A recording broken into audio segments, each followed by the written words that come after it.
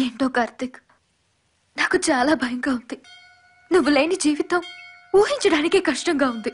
Tension పడకు. Tension కాదు కార్తిక్, నా పరిస్థితి అర్థం చేసుకోమని చెప్తున్నాను. ఇప్పుడు ఏం చేద్దాం? పెళ్లి చేసుకుందాం.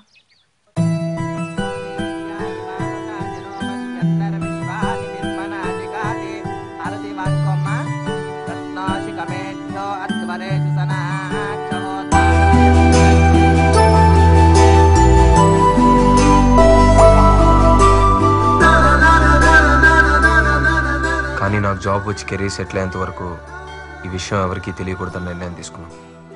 నేను జాబ్ కోసం బెంగళూరులో ట్రై చేస్తున్నప్పుడు నువ్వు కీర్తిని చూసావు. ఏంటి డల్గా ఉన్నావు? ఏమైంది? వాడెవడో తెలీదు గాని నన్ను చాలా డిస్టర్బ్ చేస్తున్నాడు.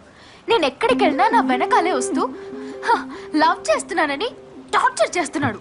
అందమైన అమ్మాయిలకి కామన్ ప్రాబ్లమేగా. సరే వదిలే, చూద్దాం. అలా అంటావేంటి?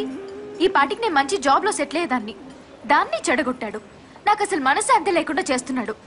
వాడు ఏం చేయాలో తెలియడం లేదు. ఎవడాడు? అర్థమయ్యేలా చెప్తే ఎవరికైనా అర్థమైంది. ఆ సంగతి నాకు వదిలే.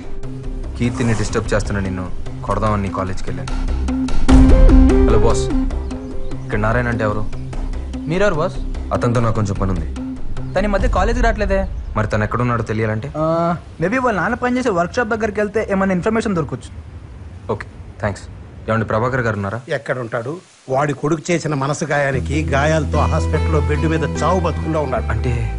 అంటే ఉంది, చదువుకోవడానికి కాలేజీకి పంపిస్తే ప్రేమే జీవితాన్ని తిరుగుతూ జీవితమే లేకుండా చేసుకుంటున్నాడు. నీ గురించి పూర్తిగా తెలుసుకున్నాక నీ విషయంలో ఏం చేయాలనుకుంటున్నానో కీర్తికి చెప్పాను. నేను చెప్పేది కొంచెం అర్థం చేసుకో కీర్తి. వాడి లైఫ్ స్పాయిల్ అయిపోతుంది. వాడు ఇన్నోసెంట్ ఫెలో. నువ్వు వాడికి బుద్ధి చెప్పడం మానేసి నా దగ్గరికి వచ్చి నన్ను కన్విన్స్ చేస్తావేంటి?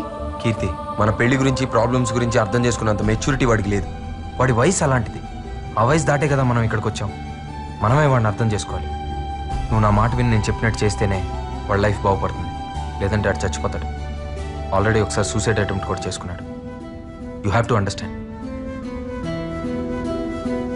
ఆ రోజు నువ్వు ఉన్న పరిస్థితుల్లో నీకేం చెప్పినా అర్థమయ్యేది కాదురా.